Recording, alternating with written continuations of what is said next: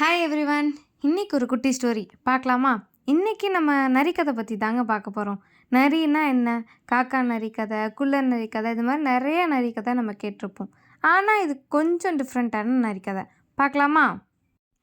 ஒரு காட்டில் ஒரு நரி வாழ்ந்துட்டு வந்துச்சான். அந்த நரி சாப்பாடு தேடிட்டு போயிருக்கும் போது அந்த ஒரு இடத்துல நிறைய ஆயுதங்களும் உடைந்த பொருட்கள்லாம் இருக்கதை பார்த்துச்சான். அந்த இடத்துல யாரும் இருப்பாங்களோ அப்படின்னு நினச்சிக்கிட்டு அந்த இடத்த கடந்து வந்துச்சான். திடீர்னு நரிக்கு ஒரு ட்ரம் சத்தம் கேட்டுச்சான், டம் டம்னு. அந்த நரி அந்த சத்தத்தை கேட்டோன்னே ரொம்ப பயந்து ஒரு இடத்துல போய் ஒளிஞ்சுக்கிச்சான். இந்த இடத்துல யாருமே இல்லாத மாதிரி இருக்கு, இப்போ எங்கே சத்தம் கேட்குதுன்ட்டு திருப்பி கொஞ்ச நேரத்துக்கு அப்புறம் அந்த சத்தம் கேட்டுச்சான்.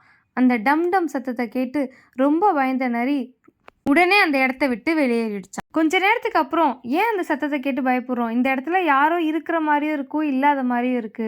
நம்ம தைரியமா அந்த இடத்த போய் பார்ப்போம்னு சொல்லி நினைச்சிச்சான். அந்த சத்தம் எங்கேருந்து தான் வருதுன்னு பார்க்கணும்னு நினச்ச நரி அந்த இடத்த நோக்கி நகர ஆரம்பிச்சிச்சான். அந்த இடத்த நோக்கி அந்த நரி போக போக அந்த இடத்துல யாரும் இல்லைன்னுங்கிறத உணர ஆரம்பிச்சிச்சு. அங்கே ஒரு பெரிய ட்ரம் மரத்தில் மாட்டி மரத்தோட கிளைகள் தான் காற்றுல அசைஞ்சு அந்த ட்ரம் மேலே பட்டு சத்தம் கேட்டுட்ருக்கதை பார்த்துச்சு. அதை பார்த்த நரிக்கு ரொம்ப சந்தோஷம் தாங்கலை.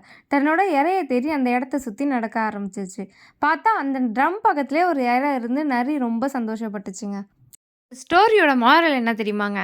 எப்போ நம்ம பயத்தையும் நம்மளோட கம்ஃபர்ட்னஸையும் விட்டுட்டு அந்த இடத்துலேருந்து நம்ம வெளிவரமோ அப்போ தான் நம்ம இந்த உலகத்தையே பார்க்க முடியும். நமக்கு தேவையானதும் அப்போ தான் கிடைக்கும்.